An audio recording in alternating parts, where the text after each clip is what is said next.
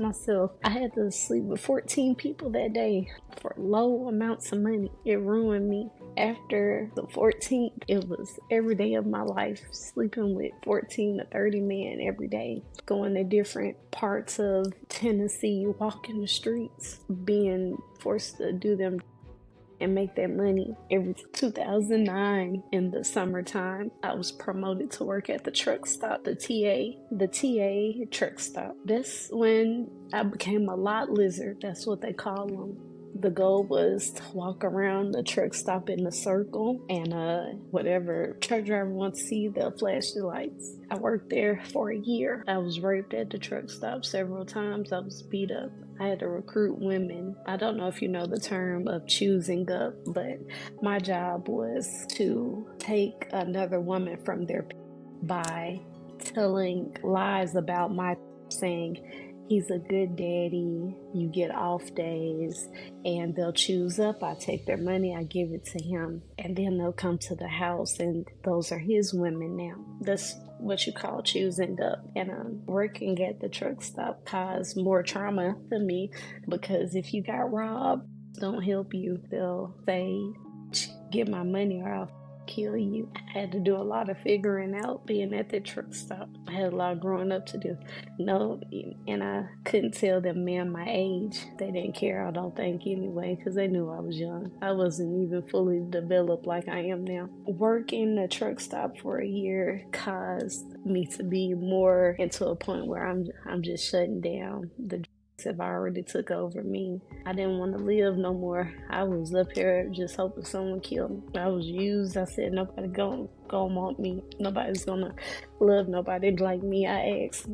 I prayed. I was hoping for an escape, and I thought God abandoned me. So I lost myself. And one on 2009 November. I'm gonna remember this for the rest of my life. His woman, the white woman, his bottom, fell in love with a trick at the truck stop. She abandoned me. I was looking for her for an hour. The was calling me. He said, "Where y'all at?" She's planning her escape.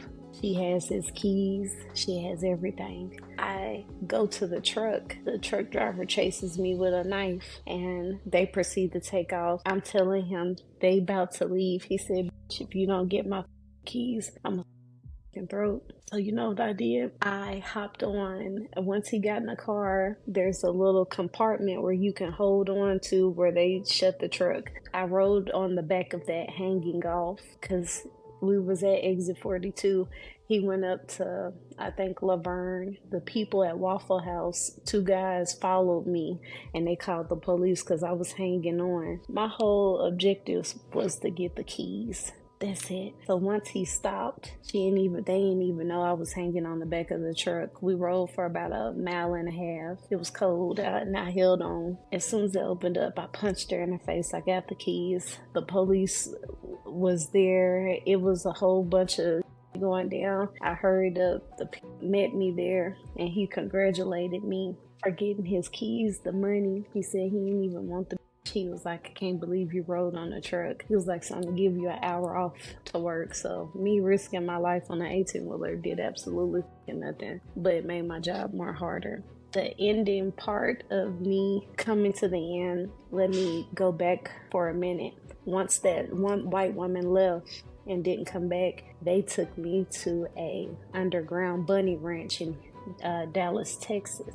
Believe it or not, underground bunny ranch. A lot of people are not familiar with that, but it's where a group of girls, about 15 girls is in there. They line up, powerful people of power line up and come sleep with us. Because I was new, I stayed there for 6 months. I made them a lot of money. I paid my house fee. I was the top booked girl because they knew I was underage, and they paid more for me. Our rewards was a phone call to our daddies and let them know the progress. That was our reward. And you had to follow rules. You couldn't step on nobody's money or anything. And I graduated, so to say. I was the highly ranked booked. I probably made them over $2 million. I didn't see a dime. My job was to just get dressed, wash my body. Everything was, the clients were paid to tie me up. And that's when I got concerned. to be tied up and hogtied. I never knew if it was going to be my last time. The final straw was December in 2009. I was coming back from being there. I'm back at the truck stop again. And this is where the hellish nightmare became. A client that I've seen before, he said, I want to see you. It was $1,000 on the line. So I was like, wow, $1,000. I'm gonna go ahead and do it. He paid me, and then he had 5 other people come in the truck, and I got raped and I got beat up. Nobody used protection. They had beat me up so bad they took my body lifeless and tied me to a pole behind one of the trucks, and they took off. It was winter time. A white woman found me and called the police. That was the final straw for me. The problem is the healing aspect. When you've been stuck on drugs for so long, and I didn't see no value in myself. I didn't want to live no more. I didn't want to see the value. I didn't have a value. I was ran through. I felt like the scum of the earth, and I can honestly say that to you. It changes your life, and I think people need to be more understanding about their surroundings and who they allow to be around them, because you never know, this the darkest day of my life.